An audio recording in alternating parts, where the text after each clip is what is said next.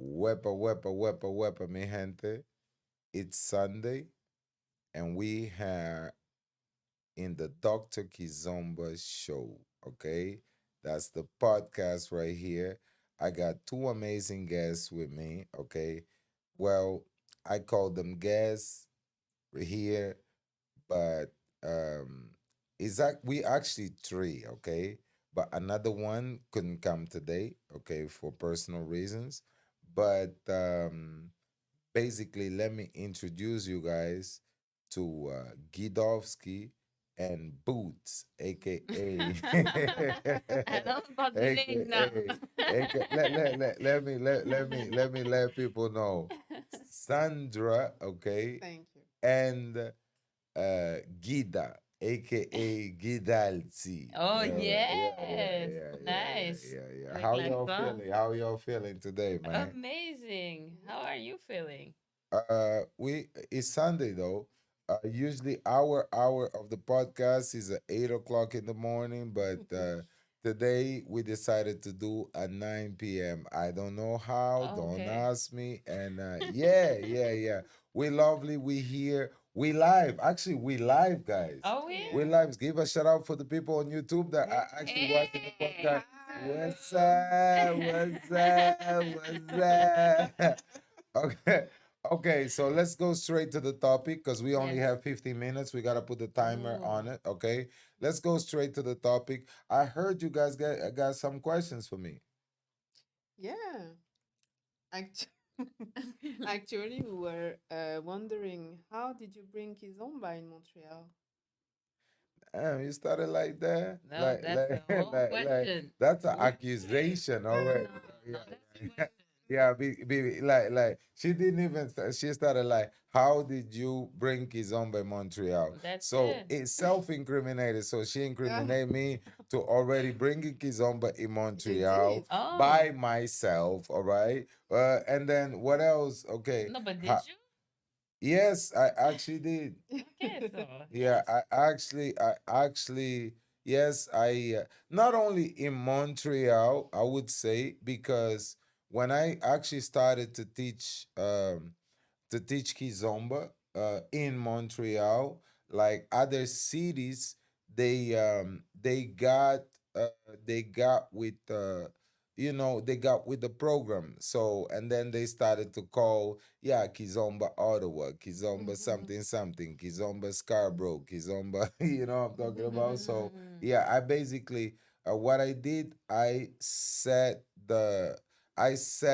the seed pretty much, right? And then pretty much everybody took it from there, and now Kizomba is what it is today. Yeah, so self snitching, I did it. Yeah.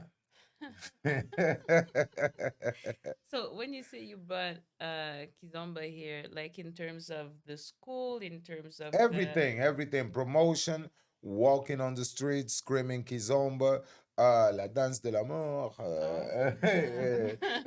you know, go wepa, mi gente, is your boy Dr. Kizomba, dancing at festivals, starting socials, forming team performances, traveling with the people, go performing in LA and all over the world, organizing parties, festivals, events, activities, basically really be expressive about Kizomba because what you guys have to understand, it was a kind of Latin dominant scene, right? It was nothing but salsa and bachata. You know what I'm talking about, right? Mm. So the Zouk and Compa were not dance at these socials. They were probably dancing in small places or only parties where where we have Haitian people on Yeah, it. You know, I'm specific talking about places. and the Yeah. Caribbeans on it.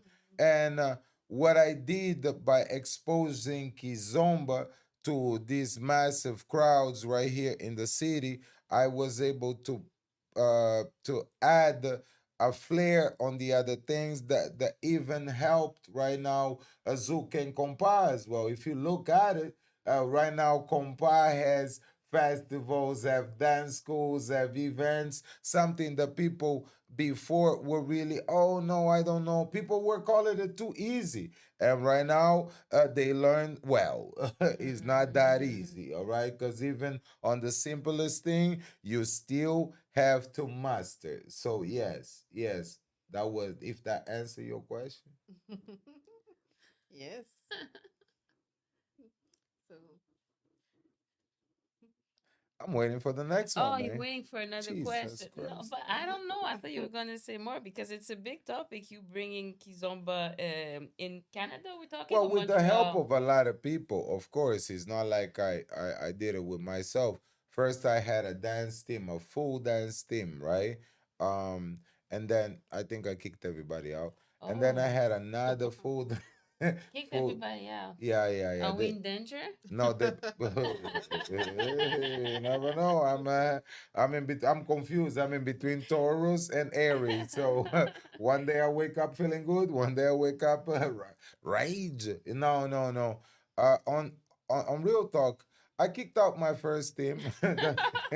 That's that's a good topic for a book. Yeah. Ah, I kicked out my first team because we had, I think that we had like a performance in Los Angeles and I couldn't go because of my visa.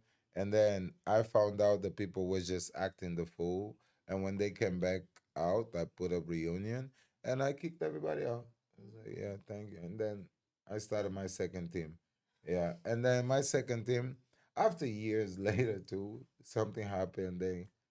Everybody kicked out. And then after the second team got kicked out, um, I you guys. Yeah, well, yeah, that's yeah, not yeah, a yeah. good, like, I Yeah, don't know. but When we look at the but when past, I say kicked out, it's not that I go ahead and I kicked out people. It's just that you know what, life put us into a situation where we cannot go further no more, and I'm not shy about it into letting people go so that that way my hair can grow better. Gotta cut them roots, man. Gotta cut them roots, Oh, because ego, the one of the only animals that attack an ego is a crow. You know the crow, the black one, the dark one. Yeah, yeah, yeah, yeah. the what? Yeah, yeah. c'est quoi les The corbeaux, non? crow, Oh. crow. Yeah. Excuse me, my Portuguese. Yeah, yeah, yeah, yeah, yeah, yeah. So that's the only animal that can attack the eagle. And you know that the eagle never fights back. Oh no, You know what the eagle does? Oh, ego. I was like Eagle. eagle. Yeah, yeah, ego. yeah, yeah. Eagle. Yeah, that's what you have on your head. Yeah, yeah, yeah, Oh yeah, no, yeah. oh So, no, no. going back to the eagle being attacked by a crow, the eagle simply fly higher because the eagle will Oh, reach altitudes Mm-hmm. that the crow Mm-hmm. lungs can take it no more, and the motherfucker fall. Yeah, yeah, yeah, yeah. So oh, that's yeah, interesting. yeah, yeah, yeah, yeah. Okay, so Basically, you fly higher. I fly higher than look at that. We YouTubers right now. I never did it with my Yeah. all of my teams before. Like Mm-hmm. look at that. I have now a Corinne got now a Mm-hmm. video on over 12 12 million. million views. I never did it with my second Mm. team before. Hello. Yeah. Ego. Yeah. Ay, ay, ay. Yeah, but come on, the story don't stays right here, okay? No? Okay, okay, okay. Yeah, yeah, No, yeah, yeah, okay. yeah. This is just the podcast to tell a little bit, spice it up. Go ahead, man. Ask more questions. You guys shy. Te No, but vamos a No, hacer- no. how did you start your YouTube page? Your YouTube Oh, live? snap. Mm. Oh, that's a good one. Okay. How did I start my YouTube page? You know Me Too movement. Hmm? You guys know the Me Too movement. Yeah, we You do. guys know this Me Too movement Yes. stuff. Well, it was not Me Too, it was like Quebec too, okay? Yeah, yeah, yeah. The Quebec too movement hit me really bad. You know what I'm talking about? Yeah, let's say so. People that were closer to me um, got the taste of fame, Mm-hmm. right? So people that got closer to me got the taste of fame, got to travel to the places where I travel, got to go to the event like we going to travel right now. Yes. So they got to meet the promoters that I was Mm-hmm. dealing with. So they got to actually drink the water that I drink. You know, I'm talking about performances, shows. So after a while, it became family to them. So what happened is that basically we did for many years that stuff, and then me, I have a strong personality. So meaning when I'm not dealing with you, I'm not dealing with you no more. So I kept burning bridges, right? So and I burned my bridges so close to my house that I even burned the bridges with people that actually were inside of my house. So with that happen, these people created the biggest plot, all right? The Quebec 2 movement. Okay, so the Quebec 2 movement was a movement created to actually defamate the character of Manuel dos Santos and Dr. Kizomba. What they did, they started with false accusations and allegations, fabricated people. You know, I'm talking about people that had a personal problem with me, okay? And they started the stories. They started a private group coming up with all these victims, all right? These victims that got victimized. I don't understand how. Okay, so after that, they spread the news all over the world. While I was fixing my mama's house in Angola, man. While I was anyway, I cannot show emotion on the podcast. Oh, Yeah, you well, can't? so Wow. while I was fixing my mother's house in Angola, the movement, the Quebec 2 movement, exploded. Quebec 2 started with videos, you know, I'm talking about this and this and that. Put my face on pages, people that I don't know. I heard my name on mouths of people that I don't know, of rooms that I never walked in. Okay, so what I did, I was in Angola fixing my mother's house. So what I did, I was like, okay, internet still has a button. Okay, so turn that thing off. All right, so I turn it off. I stay like 6 months uh, taking care of myself, and then I turn it back on when I was on the plane. All right, and I came back to Angola to Montreal. I came back with a mission to pick my life back. So YouTube was one of the only choices. I thought about OnlyFans, you know, because I got a sexy Oh my. body. Yeah, yeah, yeah. I got a What? sexy body. All right. So I thought about OnlyFans, but I was like, I cannot take that thing back. You know what I'm talking about, right? Future, future, future. All right. Even though I like him, but cannot do these things. All right. Then um, I saw a, what was that?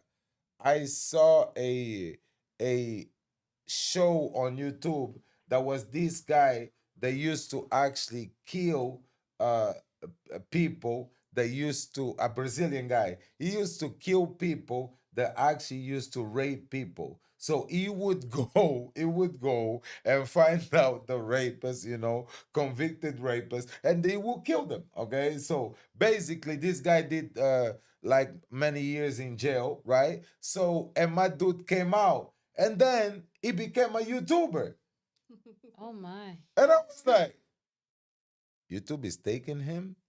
I was like, okay, so I mean, since everybody blocking me, because not that I'm gonna even tell you another one, because the folks already had done talking with everybody about me. My name already went all over the world, all over the place. They spread my name, this false allegation information all over. People that knew me was rocking with me, but they could not do anything because the battle was too heavy, right? So basically, I was like, okay, you know what? Let me just focus. Let me just start something. And then I started trophy collector. All right. So then I was like, okay, what it is to become a YouTube? I need to collect my 4,000 hours. I need to have over $1,000. Okay. So then and I did. I Subscribers. started subscribers. I started to really work on YouTube, work on YouTube, work on YouTube. I get my first 1,000 subscribers. I was like, yeah, yeah, yeah, yeah. And then along a beautiful soul came and I told her about my dream. And that was Gita. She's here next to us right now. Yeah, yeah, I'm yeah, like, yeah. who's that Yeah, beautiful? yeah. And that was Gita was here next to no, she's here next to me. And then Gita came along and I actually told Gita about my plan, for YouTube. And I showed her how much money we could have been making if we actually take YouTube serious. And I was already on the process of restarting my dance classes. So when I came back after fixing my mother's house, I started with one student at the time, one private.